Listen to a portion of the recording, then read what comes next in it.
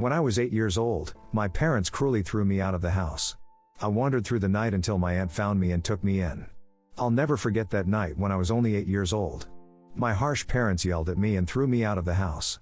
When I attempted to force my way back in, my mother burst in, wrath, and hit me so hard that I staggered and fell onto the road. But what my father did next was even more shocking, something I could not have predicted. Hello, my name is Mia Anderson and I'm 23 years old, but the story doesn't begin today. It began 15 years ago when I was only 8 years old, the night I learned that not all parents love their children equally. The night I lost my family. I grew up in Seattle, Washington, in a house that resembled a museum rather than a home. Every surface gleamed with polish, every item carefully curated and expensive. Our home was featured in local magazines for its impeccable design, but beneath that picture-perfect exterior lay a cold reality that only I seemed to feel. My parents, Jonathan and Catherine Anderson, were renowned attorneys known throughout Seattle's legal community for their discipline, brilliance, and accomplishments. My father specialized in corporate law, while my mother excelled in family law, an irony that wasn't lost on me even as a child. Their world operated on strict principles. There was no room for weakness, no tolerance for failure, and absolutely no space for mistakes. Every morning, I'd watch them leave for work in their matching charcoal suits, briefcases in hand, not a hair out of place.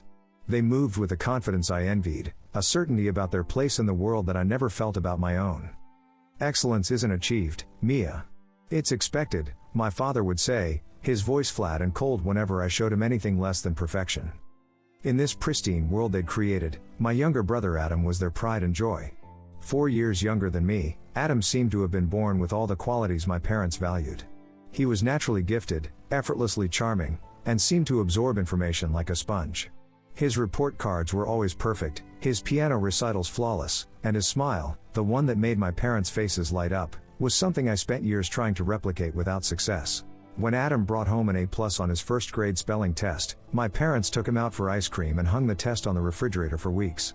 When I brought home an A on my 5th grade history project, after staying up late for 3 nights to complete it, my mother barely glanced at it before asking, "Why not an A+?" The difference in how they treated us was painfully obvious. If Adam needed help with his homework, they'd sit with him at the kitchen table, patiently explaining concepts and encouraging him when he struggled. "You'll get it soon, champ," my father would say, ruffling his hair affectionately. But when I asked for help, the response was always the same: "Figure it out, Mia. You need to learn independence." Independence, in their language, meant isolation. I remember one particular parent-teacher conference in 3rd grade. My teacher, Ms. Reynolds, was telling my parents how creative and thoughtful I was. "Mia has such insight for someone her age," she said, smiling at me. "Her essays show remarkable depth of thought." For a moment, I felt a flutter of hope. Maybe this would be it, the thing that made them proud. But my mother only frowned. "That's fine, but her math scores are concerning. She's getting B's when she should be getting A's." "Not everyone excels at everything," Ms. Reynolds said gently. "Mia has many strengths. In our family," my father interrupted, "we don't settle for mediocrity in any subject." I still remember the shame that burned through me as I sat there, invisible despite being the topic of conversation. On the drive home, my parents discussed getting me a math tutor as if I weren't even in the car. 2 weeks later, when Adam had his conference, they came home beaming. "Ms. Peterson says Adam has leadership potential," my mother announced at dinner. "She says he might be gifted." They spoke about it for days, making plans for advanced classes and special programs. Meanwhile, my math tutor reported that I was making sufficient progress, which earned merely a nod from my parents before they changed the subject. Adam was the golden child, and I was merely the additional one, the one they weren't sure what to do with, the mistake they never acknowledged but that I felt in every interaction. No matter how hard I worked, I was never good enough. If I received a B on a test, my parents would stare at me as if I had personally embarrassed them in front of their colleagues. If Adam received an A, they would celebrate with a special dinner or a new toy. I spent my childhood chasing their approval, convinced that if I worked hard enough, if I tried my absolute hardest, they would eventually notice me. Finally, they would love me the same way they loved Adam. But nothing I accomplished was ever satisfactory. When I succeeded, I was invisible. When I failed, I was a disappointment. When I was 8 years old, everything changed. It was the night I finally realized that no amount of effort could make them love me. The night they made a decision, the night they decided I didn't fit into their beautiful, perfect family. It was a frigid Seattle evening in November. The rain tapped against the windows of our house, creating a rhythmic backdrop to the silence inside. I had just gotten back from school, my backpack dragging heavily on my shoulders, but the weight in my chest was far heavier. That day, I had taken an important arithmetic test. I'd spent countless evenings studying, going over my notes again and again, thinking that this time, I'd make my parents proud. Despite my best efforts, I only received a C+ in the end. I understood what that meant. As soon as I walked into the house, I could hear their voices in the living room, loud, piercing, and disappointed. My hands gripped tightly around my test paper while I remained frozen in place, listening. "She's such an embarrassment," my mother said sharply, each word piercing the air like a knife. "We have given her everything, every opportunity, and she still fails us." My father's voice followed, colder than the November air outside. "We've done our best to shape her into something worthwhile, but she keeps proving she's not meant to succeed." My stomach twisted violently, and I felt my breath catch. They were talking about me. Again. "She's so lazy," my father added. "No matter how much we push her, she never rises to the occasion. She is not the kind of child we can be proud of." Tears welled in my eyes, blurring my vision. I had tried. I'd done everything I could and worked harder than ever, but it wasn't enough. It was never enough. Then, my mother's voice broke the silence in a way that made my blood run cold. "We can't keep doing this. Maybe it's time for her to leave." I felt the ground beneath me shift. For a moment, I thought I'd misheard her. I was 8 years old, she couldn't have meant that. But she did. I went to my room and tried to do my homework, but the numbers swam before my eyes, meaningless symbols that I couldn't focus on. My hands trembled, and every few minutes, I found myself glancing at my bedroom door, half expecting them to burst in and tell me to pack my things. When dinner time came, I reluctantly made my way to the dining room. The table was set perfectly, as always, linen napkins folded into elaborate shapes, crystal glasses gleaming under the chandelier light. My mother had prepared salmon, my father's favorite, not mine.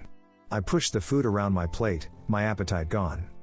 "Mia," my father said, his voice sharp. "Stop playing with your food. It's disrespectful." I forced myself to take a bite, though it tasted like nothing in my mouth.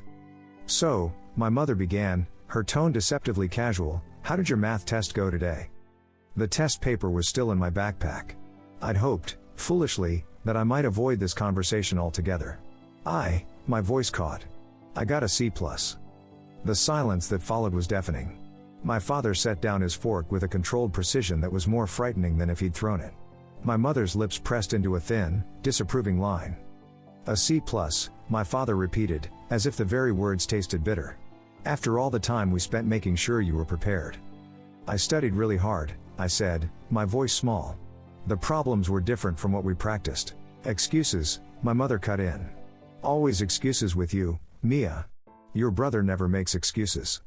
Adam, sitting across from me, suddenly became very interested in his dinner.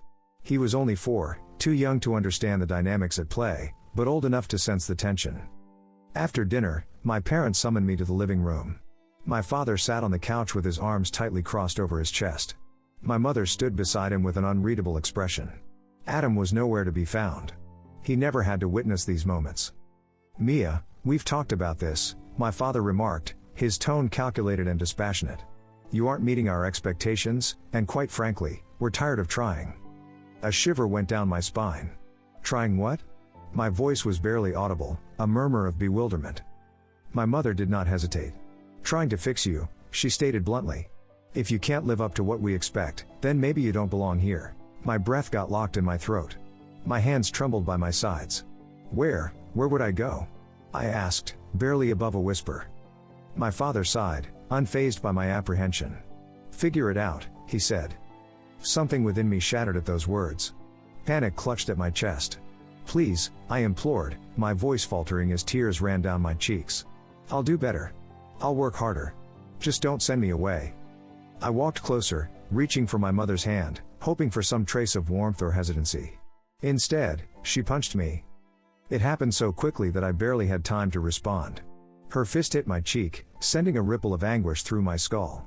My head snapped to the side, and I staggered, almost dropping to the ground. For a brief moment, the entire world went silent. My heart hammered in my ears. My skin burned where she had hit me, and the sting went deep into my bones. I held my cheek and trembled as I felt the painful, swollen skin. I gazed up at her, tears in my eyes, grief and betrayal etched across my face, but my mother did not even flinch. "Get out," she ordered, her tone low, harsh, and definitive. I looked to my father for some sort of protest, some indication that he disagreed with what had just occurred, but he didn't even look at me. Instead, he did something that shocked me to my core. He stood up, walked to the front door, and opened it wide, the cold night air rushing in. "Your mother said get out," he stated, his voice devoid of any emotion. "Don't make her repeat herself." That was it. That was when I stopped being their daughter, the moment I realized they never wanted me in the first place. The sting on my cheek grew worse while I remained there, stunned in shock. My mother had hit me, my father had opened the door to throw me out, and now they were discarding me as if I were nothing. Tears obscured my vision, but I refused to cry in front of them. Crying would not change anything. Begging would not make them love me. They had made their decision. Without another word, I turned and dashed to my room. My hands shook as I grabbed a small suitcase and packed whatever clothes I could find. I wasn't sure where I was going or what I was supposed to do. I just knew I needed to leave. As I zipped up the suitcase, I paused for a second and looked around my room. The walls were blank except for a few old drawings from my early childhood. My bed, which I had slept in for years, suddenly felt unfamiliar. This house had never truly felt like home, but now I realized it never would. With my heart pounding, I grabbed my backpack and headed toward the front door. My mother was standing in the hallway, arms crossed, looking at me with frigid contempt. My father was in his usual chair, thumbing through a newspaper as if nothing had happened. Adam was still nowhere to be seen. I wondered if he was hiding in his room, confused by the commotion. Would he miss me? Would he even notice I was gone? I swallowed the lump in my throat. One last chance, maybe if I stared at them long enough, they'd see the sorrow in my eyes and change their minds. Maybe my mother would regret hitting me, maybe my father would tell me to stay. But they didn't. My mother opened the door wider and tilted her head toward the darkness outside. "Leave." I stepped outside, hugging my bag tightly, and the cool night air sent shivers down my spine. My feet felt heavy as I walked down the stairs, and my mind begged me to turn back, to do anything to make them want me. The door slammed closed behind me with a finality that echoed through my bones. I was alone. As I walked through the streets of Seattle, a sense of dread settled in my chest. The street lights flickered above me, casting sweeping shadows across the pavement. The sound of distant traffic, laughter from surrounding homes, and the occasional barking of a dog all added to my sense of isolation. I wasn't sure where to go. I didn't have a plan. I only had the clothes on my back, a swollen cheek, and a heart that felt torn into pieces. Hours passed as I wandered aimlessly, fatigue settling into my bones. The chilly wind clawed at my skin, and the hunger in my stomach served as a harsh reminder that I hadn't eaten much since dinner. I wanted to collapse on the sidewalk and give up, letting the world take me whole. The houses I passed were filled with light and the sounds of families. Through windows, I could see people laughing together, sitting around dinner tables, watching TV, normal families doing normal things. The kind of family I'd always wanted but never had. I found myself in a small park a few miles from home. The playground equipment stood like dark silhouettes against the night sky. I sat on a swing, rocking gently back and forth, trying to make sense of what had happened. Had I really been that bad of a daughter? Was I really so unlovable that my own parents would throw me away like garbage? The weight of these questions pressed down on me, making it hard to breathe. I was 8 years old, alone in a park at night, with nowhere to go and no one to turn to. I must have sat there for hours, the cold metal of the swing chain digging into my hands, my tears long since dried on my cheeks.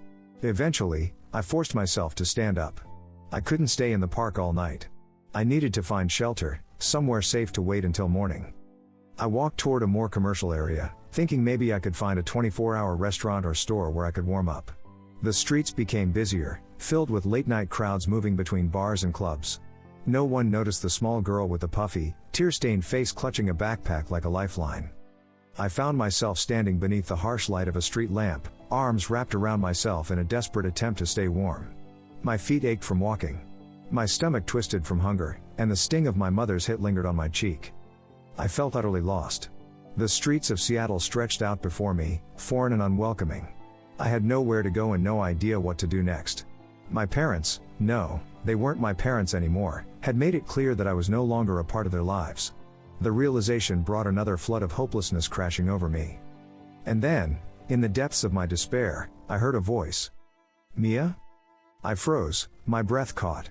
The voice was warm, familiar, and filled with concern. I turned around, my heart thumping, and saw a woman standing a few steps away. It was Mary, my aunt, my father's younger sister. For a moment, I was unable to move. I wasn't sure if I was hallucinating or if my exhausted mind was playing a cruel joke on me. But as she got closer, her eyes scanning my face, taking in my injured cheek and the bag hanging over my shoulder, I realized this was real. "Oh my God, Mia, what are you doing out here?" she asked, her voice filled with concern.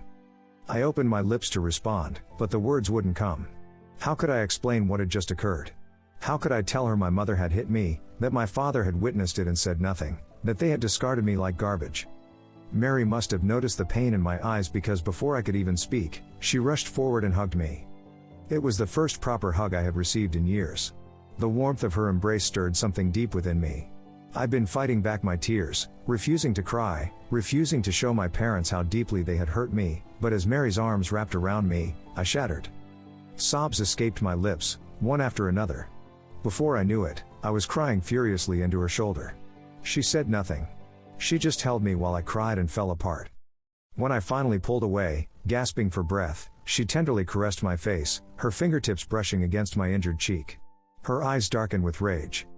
"Did someone hurt you?" she asked, her tone stern. I paused, but I couldn't lie. "It was my mom," I said quietly. "She hit me, and then they told me to leave." Mary inhaled sharply, her jaw clenching. For a moment, she appeared ready to march right to their house and give them a piece of her mind. Instead, she took a deep breath and slowly exhaled, as if forcing herself to remain calm. "Come with me," she urged, her tone softer now. "You're safe now, Mia, I promise." She held my hand, and for the first time that night, I felt less alone. Mary guided me through the quiet neighborhoods, her grip firm yet gentle. My legs ached, and my body was exhausted from the constant walking, but I didn't care.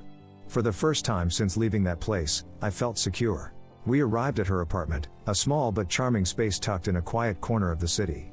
When she unlocked the door and led me inside, I felt an overwhelming sense of warmth, something I had never felt in my own home. There were soft blankets draped over the couch, family photos on the walls, and the faint scent of vanilla candles wafted through the air. It wasn't immaculate like my parents' house. Books were stacked on coffee tables, a jacket was thrown over a chair, dishes sat in the drying rack, but it felt alive, lived in, and welcoming. "Sit down, sweetheart," Mary urged gently, directing me to the kitchen table. "You look exhausted." I obeyed, my body too tired to argue. I watched her move around the kitchen, preparing a bowl of soup and pouring me a glass of water. She didn't ask me 100 questions. She didn't demand explanations. She simply took care of me. As she placed the bowl in front of me, I paused. My mother had never done this, not when I was sick, not when I was upset, not ever. "Eat," she spoke quietly, "and then we'll talk." My first sip of soup warmed me from the inside out. I didn't realize how hungry I was until I started eating, finishing the entire bowl in minutes. Mary sat across from me, watching me intently. "Now," she said, folding her hands together, "tell me everything." I gulped hard, my gaze sliding to the table. "Where do I even start?" "They never wanted me," I finally admitted, my voice lifeless. "No matter what I did, it was never enough. Adam was their favorite. I was just there, a failure, a disappointment." Mary's face clouded, but she didn't interrupt. "I got a C+ on a math test today," I explained, my fingers brushing over my injured cheek, the memory still fresh. "She hit me, then they told me to leave." An uneasy silence enveloped the room. When I finally looked up, Mary's face was furious. "I always knew your parents were cruel," she said, her voice trembling, "but this is unforgivable." Tears welled up again in my eyes, but this time I wasn't just sad. I was also angry. How could they have done this to me? How could they sleep comfortably knowing they had abandoned their own daughter? Mary reached across the table and squeezed my hand. "Listen to me, Mia, you're not a failure, you're not worthless. You are smart and strong, and you didn't deserve any of this." A lump formed in my throat. I'd spent my entire life trying to prove myself to my parents, but as I sat in Mary's warm, comfortable kitchen, I came to a realization: I didn't have to prove anything to them. They'd made their choice, and now I'd make mine. I was not going back. "What happens now?" I asked, my voice small. Mary's face softened. "Now, you rest. Tomorrow, we'll figure everything out, but tonight, you sleep." You're safe here, Mia. I promise. That night, for the first time in a long time, I slept soundly. There were no whispered arguments outside my door, no overwhelming sense of failure pressing down on my chest. Mary's hallway light cast a gentle glow into the guest room, and a soft blanket pulled over me provided warmth. For the first time in my life, I wasn't just surviving. I felt safe. Mary served me scrambled eggs and toast for breakfast the next morning. It was strange to have someone care about me unconditionally, without expecting perfection in exchange. As I ate, she sat across from me, drinking her coffee. You can stay here for as long as you need, she stated simply, as if it wasn't even a question. I hesitated, a twinge of doubt seeping in. I don't want to be a burden, I muttered. Mary scoffed and shook her head. You are not a burden, Mia. You never were. Her words sank deep into my chest, dissolving years of self-doubt.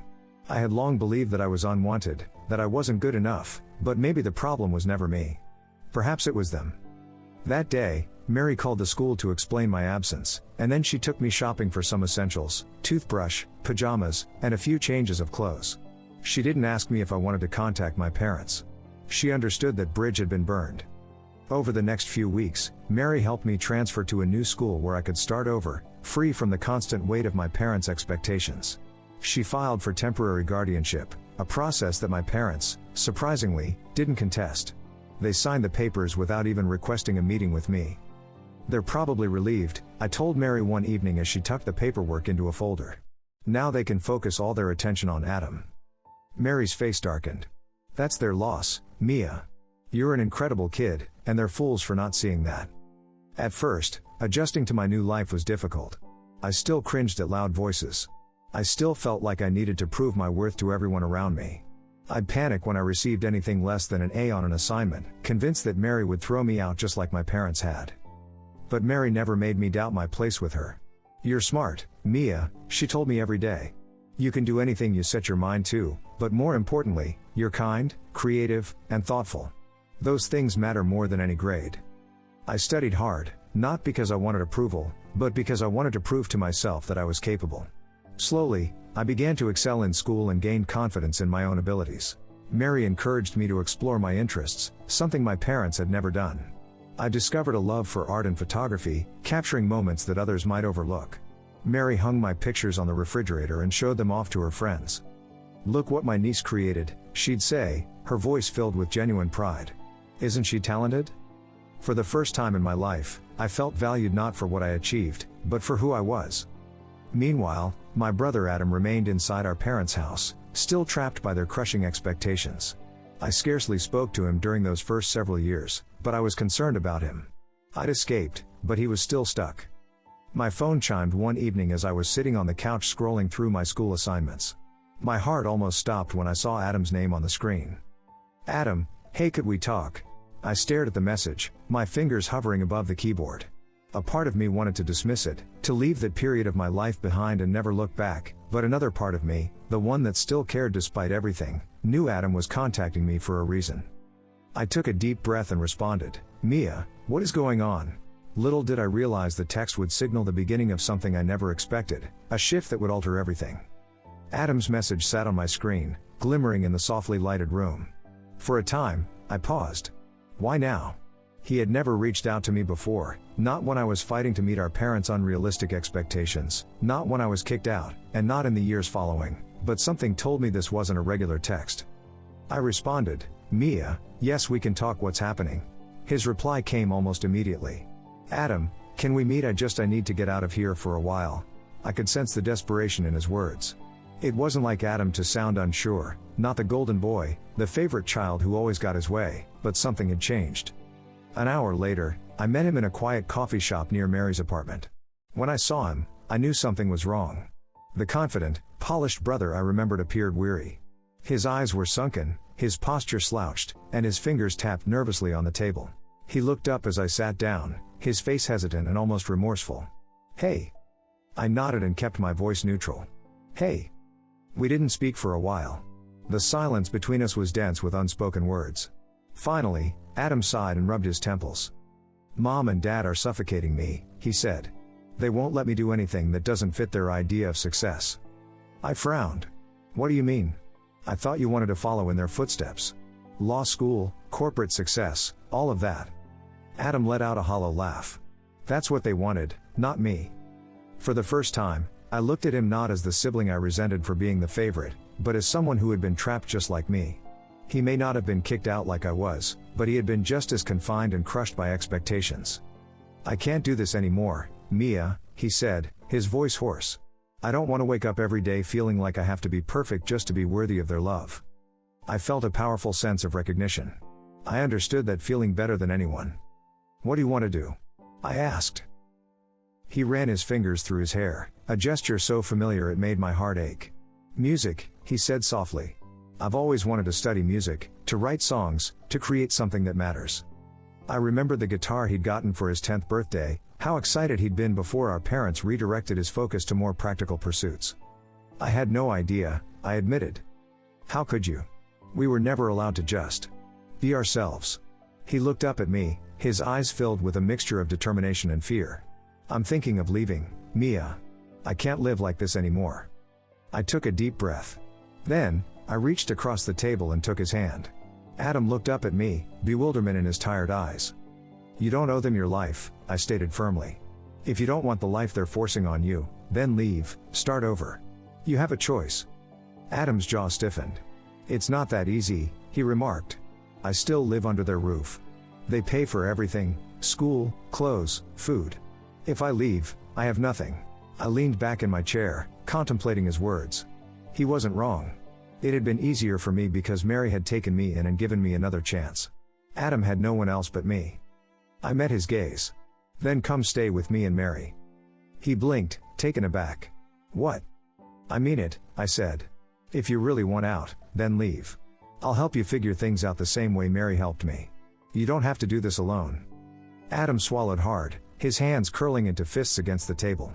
For a little while, he said nothing, then he nodded. Okay. And just like that, everything changed. For years, I had assumed Adam was the lucky one, the one they cherished and desired, but now I knew he had been trapped in the same way I was. The difference was that I'd already broken free. Now it was his turn. The tension in the air the night Adam departed our parents' house was almost unbearable. He had packed a single bag just as I did years before, but unlike me, he could choose to leave. He was not being thrown out. He was finally gaining control of his own life. Mary and I waited for him outside in her car, which was parked a few homes away from our childhood home. My stomach was tight with apprehension, knowing our parents would not let him go without a fight, but Adam was determined.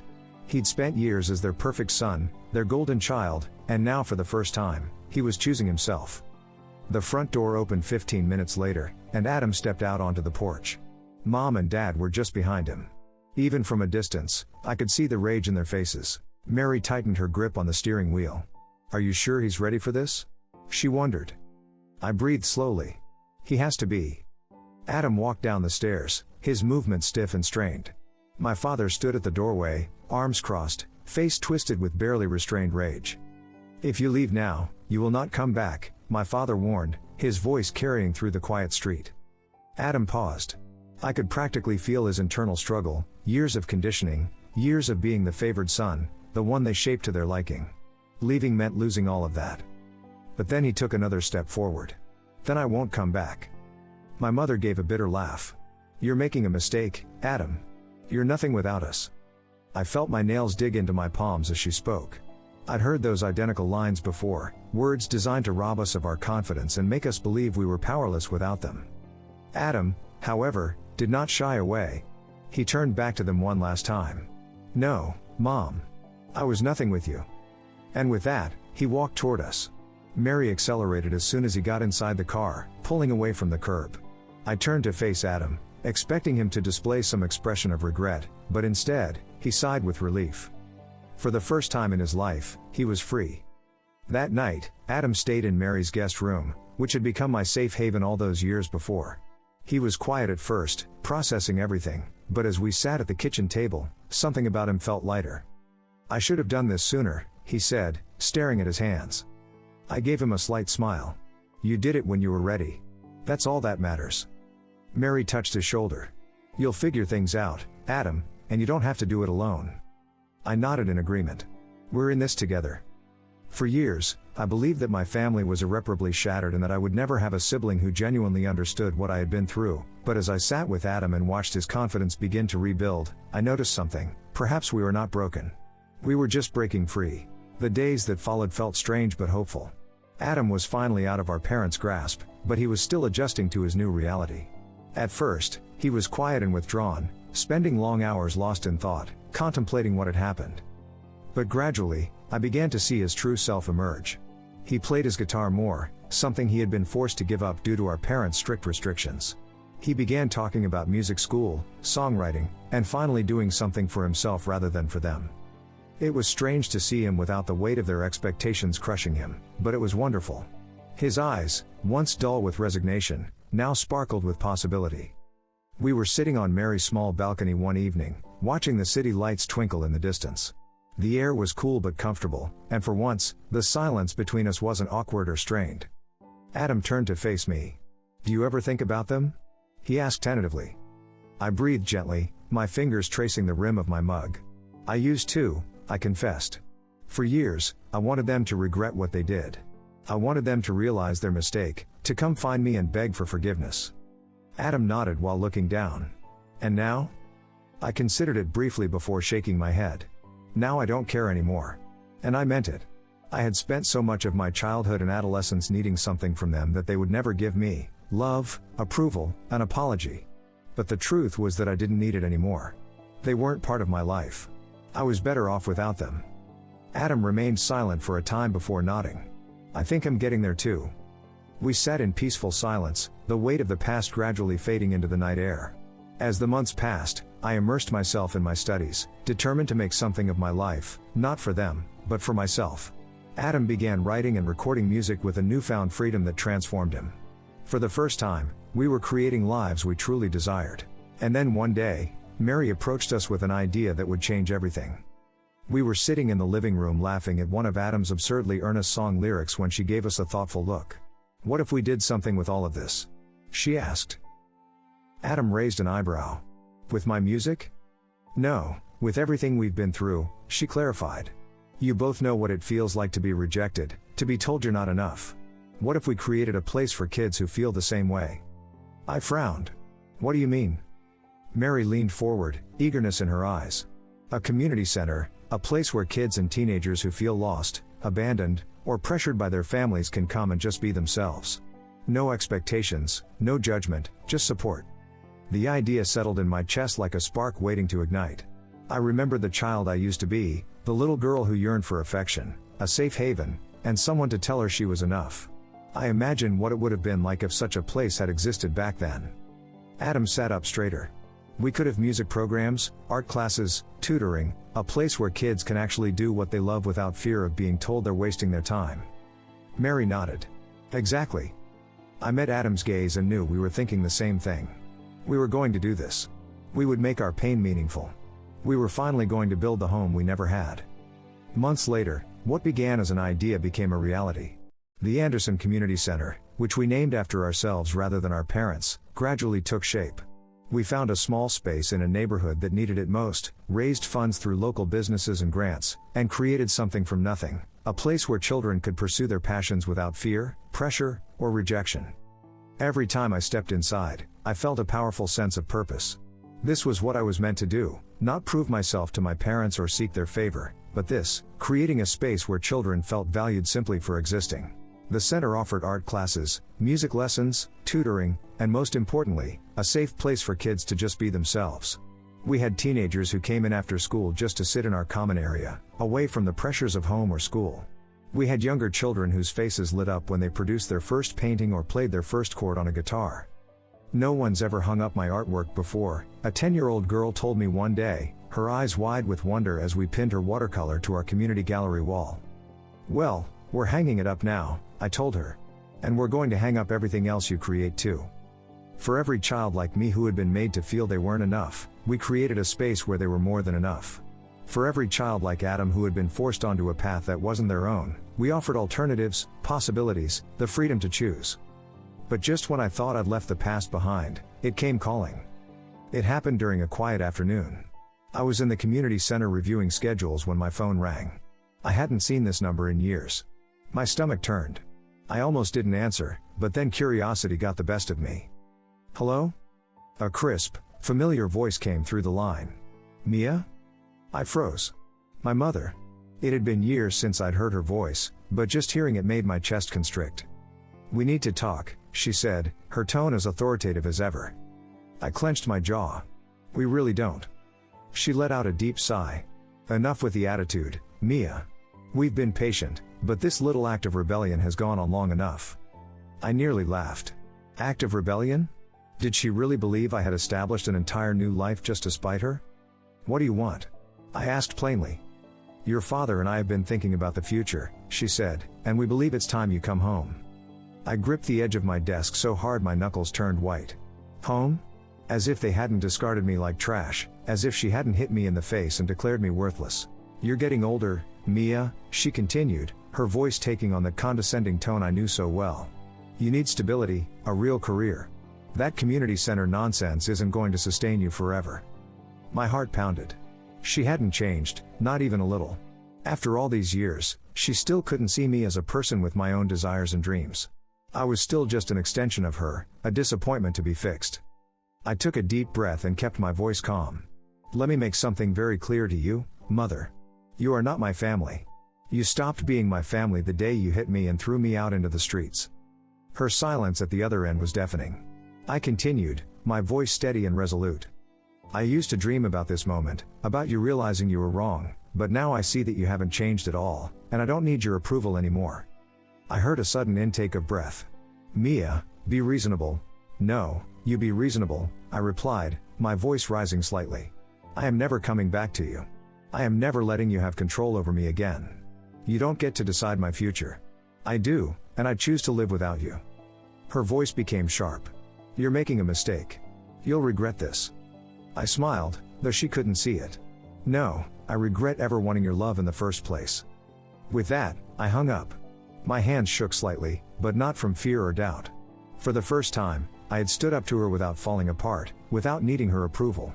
That was the moment I realized I was truly free. On the day of the community center's grand opening, I stood with Mary and Adam looking at the space we had created together, a place for young people like us who had been rejected, abandoned, or made to feel inadequate. The center buzzed with activity. Children explored the art supplies, teenagers checked out the music room, and parents spoke with our volunteers about programs. There was an energy in the air, a feeling of possibility and acceptance that I had craved my entire childhood. Adam strummed his guitar with a slight smile on his face. "Mom and Dad would hate this," he reflected. I laughed. "Good." Mary wrapped her arms around both of us. "You two have done something incredible. I hope you know that." I looked around at the children passing through the doors, kids who would never have to feel as alone as we did. I didn't need my parents' love. I didn't need their approval. I had something better, a family that chose me, a life I created on my own terms, and for the first time in my life, I was exactly where I was supposed to be. A young girl approached me, hesitantly holding a drawing she'd just completed. "Do you think this is good enough to hang up?" she asked, her voice small and uncertain. I knelt down to her level and looked her in the eyes. "It's perfect exactly as it is," I told her. "And so are you." As we pinned her artwork to the wall, I felt a sense of completeness wash over me. The journey from that terrified 8-year-old girl to the woman I was now hadn't been easy, but it had led me exactly where I needed to be. My parents had thrown me away, believing I was worthless, but in doing so, they had unknowingly set me free. Free to find a real family with Mary, free to reconnect with Adam, free to build something meaningful that would help other children like us. Sometimes, the greatest gift someone can give you is letting you go. And sometimes, the family you create is far more powerful than the one you're born into. I wasn't discarded. I was set free. And in that freedom, I had found my true self and my true purpose.